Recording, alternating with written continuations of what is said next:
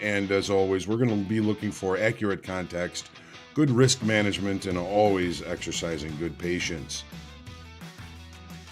Everybody who's traded has gone through periods of time where their strategy hasn't worked. Where if not a hard stop, you should reevaluate the trades you're in based on time. That's what we're here for, is to put ourselves in the best success. A trading routine does that, builds that habit, lets you know what to work on, what to reflect on, and what to improve on the next day.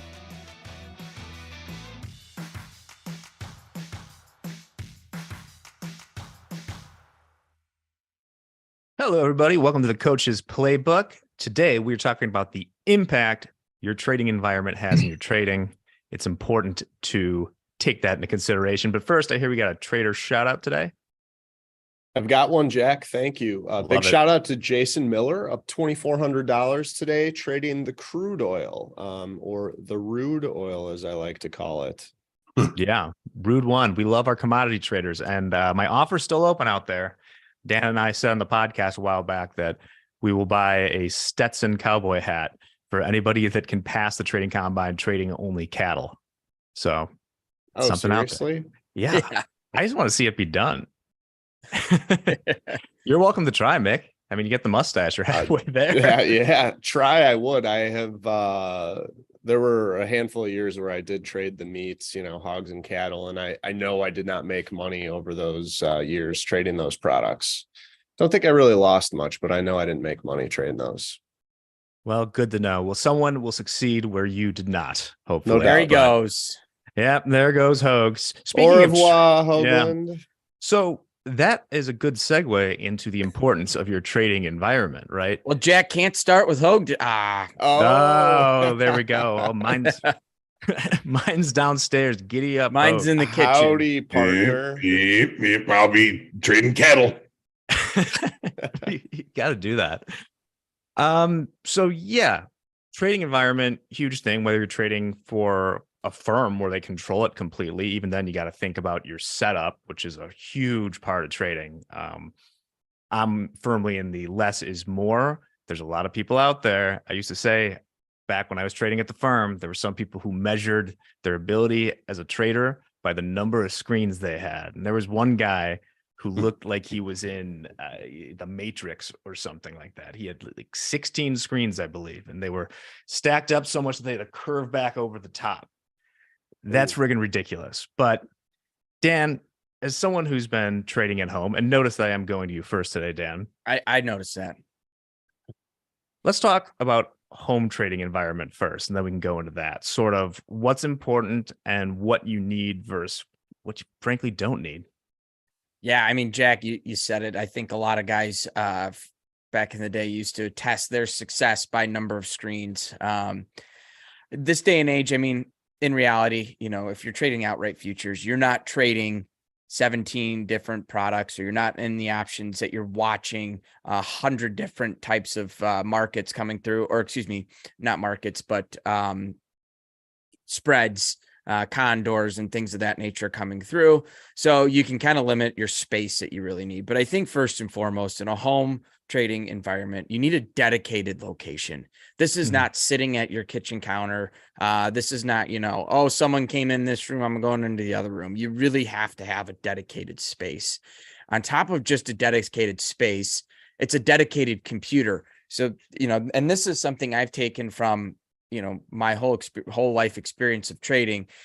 You're at the computer, you're going to be destined to start clicking through things and, mosey the internet. Have that on a separate computer, even if it's just, a cheap little laptop or an iPad or something on the side.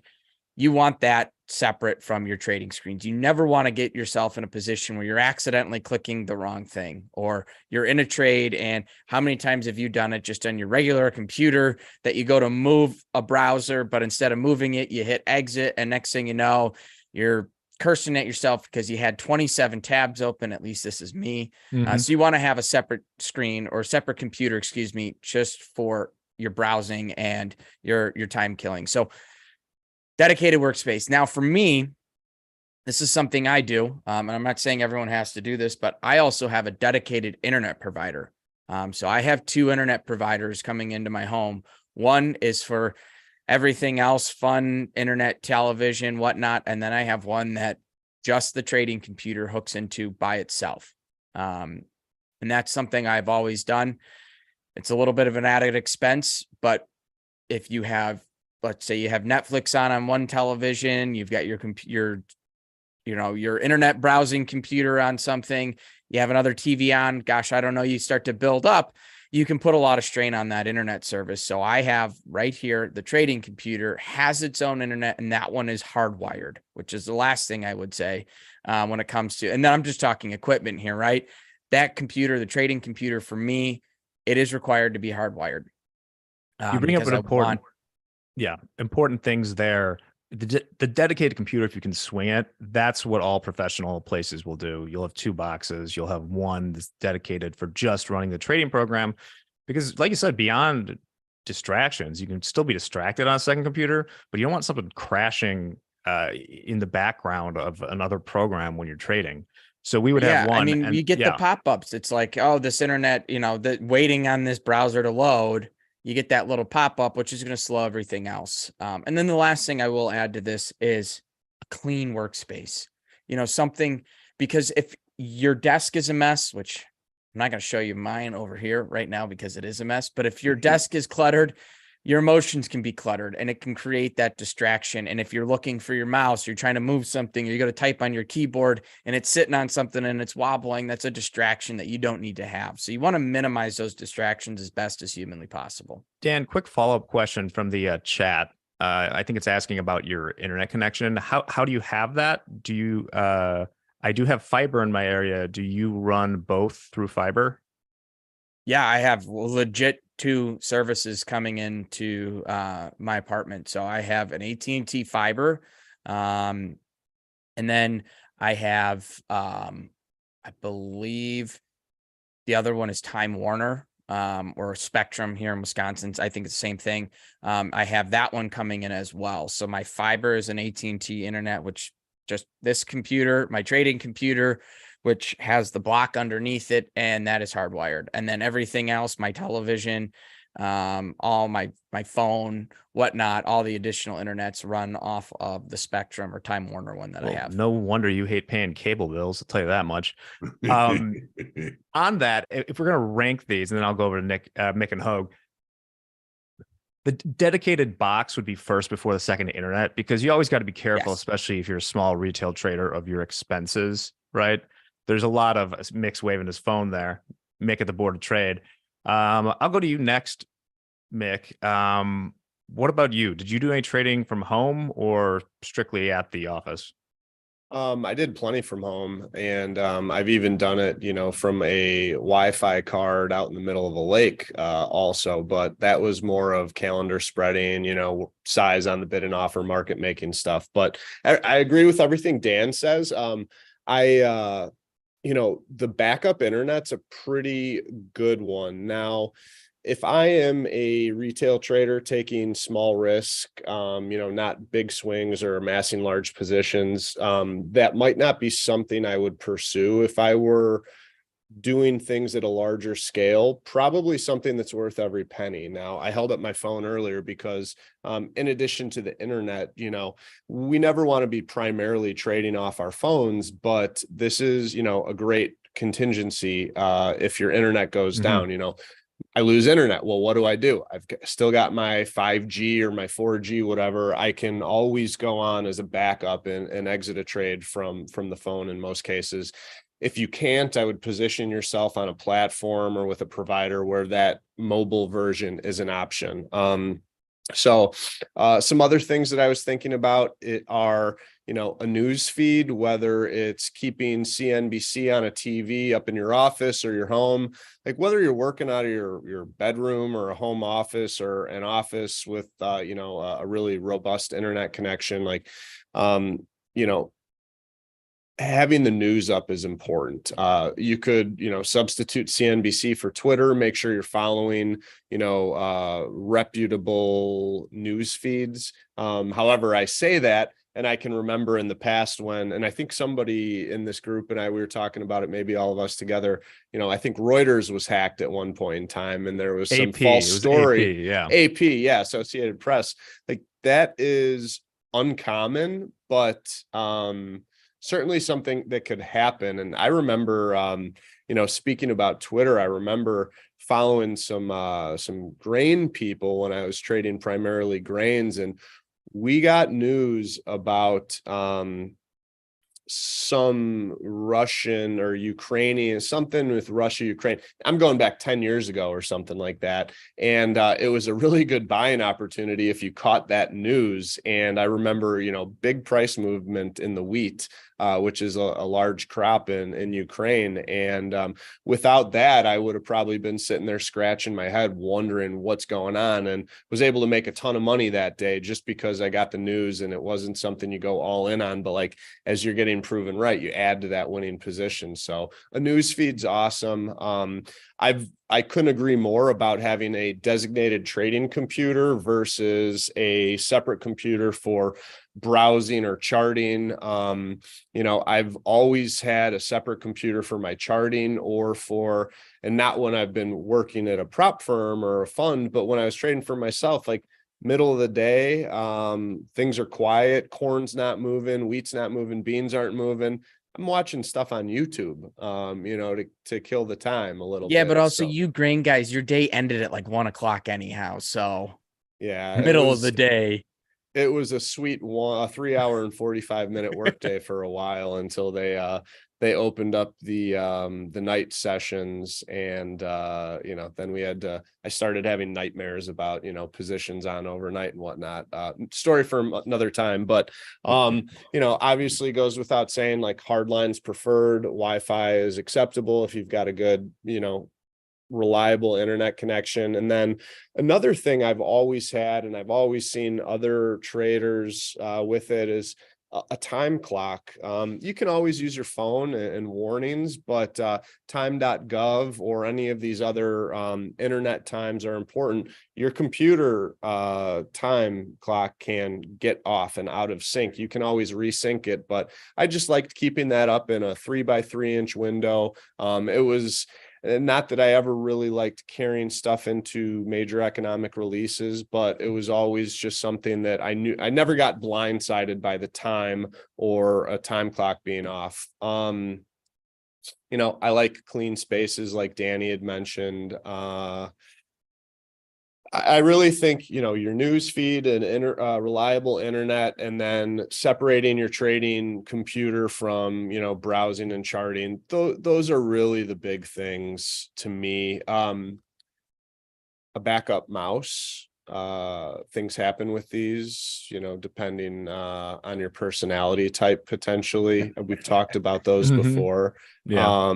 And if anything ever happened to your main trading computer, you could then rely on a backup computer box, as you call them, Jack, or your mobile phone. So it's good to have extra batteries around for these wireless keyboards and mice too.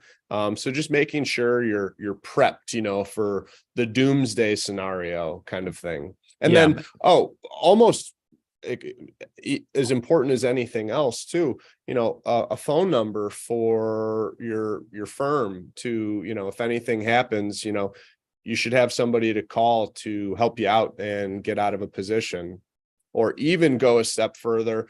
My father was in the industry. I gave him my login credentials and got him all set up with my platforms in case I had any issues while I was in another location. I know I could call him and say, hey, I need you to get me out of this, or at least tell me what's going on and give me a quote. So that was another backup. Plan ahead, and you're not going to be a deer in the headlights.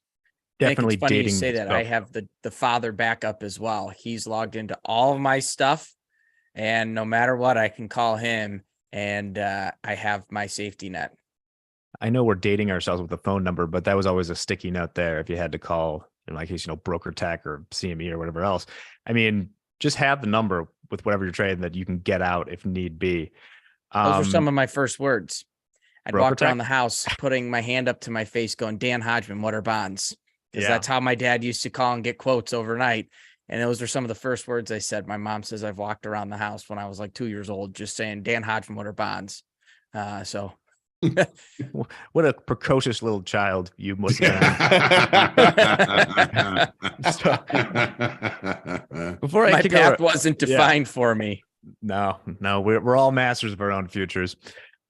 So before I kick it over to Hogue, I was going to say one addendum to the news feed is be humble with whatever news feed you're using, because like we mentioned with the second internet, your access to news feeds is going to depend on your scale and what you're willing to pay, because the sort of premier news feeds, you're talking like a Bloomberg or Live Squawk. I think I just looked the other day, Live Squawk's 150 pounds sterling per month, which is pretty expensive for a news feed, but the firms tend to have it.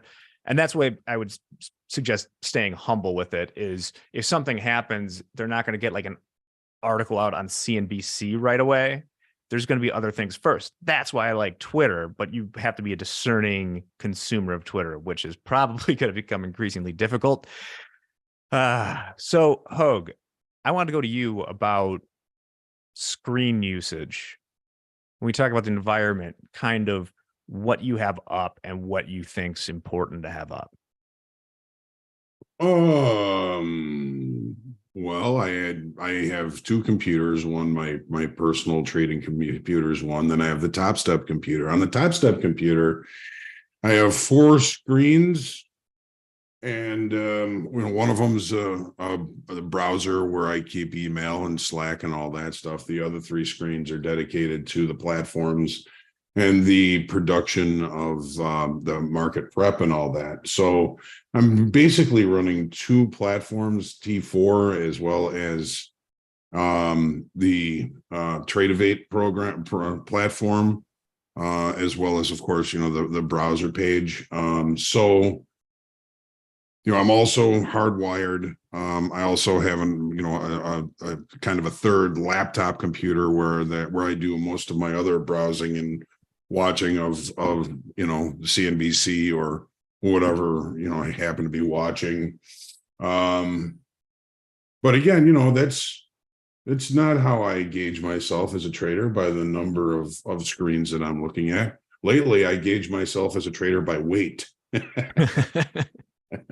Throwing around some heavyweight. But I mean, when you think about Dan, Mick, myself, and you, Jack, I mean, we started on the trading floor. That was a dedicated environment to the craft that we were learning. Then we moved to the office, which I never thought that I'd be working in an office at Topstep. Another environment to adapt to was moving to the office. Now we work from home. That was another opportunity to adapt to a different environment. And now I'm in a dedicated room for trading, which is another kind of way to adapt. And I think this is going to probably be the most beneficial one, because I've got everything here, everything I need. It's neat. And this is going to be kind of my ability to separate myself from the rest of the house. For 2 years, I was working on the dining room table. So when people were home, stuff like that, they couldn't just kind of be themselves in their own home, because sometimes we're on screen, sometimes this and the other thing. So now I can just close the door and everybody in the house can do their thing, and I've got my thing here. I'm really, I think, going to enjoy this. I think it's going to be, I think, a good benefit to my ability to trade well, because I've always kind of felt as though I needed that separation. I need an office. I need somewhere to go to get my head in the right space to be a trader, be an active trader, and to do what we do. So I've never been a fan of trading on the phone, but if you lose internet and you've got a position on, it's one way that you've got to reach out to get into your account and to make adjustments or flatten or whatever you want to do. So that's a good thing. But I've never really initiated trades on my phone. I'll manage trades or I'll get out of trades, but it never really initiated, because I'm not in my space, So No, I'd agree with you there. I'm the same way. I've never initiated a active trade via my phone. on the phone, right? So No. Yeah. one of my screens, I have domes, charts, profiles, another on the other platform that I can slide down and move things around if I need to. I don't think I'm not hurting for space. I'm comfortable with where I'm at now. I've found when it comes to screen work, like when I was younger, I remember being in the office and I had 28-inch monitors, these big Dells, and you'd get a suntan. Yeah. They were so hot. I mean, you were cooking like it'd be middle of winter. I'd have like a t-shirt and shorts on sitting there because there's so much heat There's a lot of heat.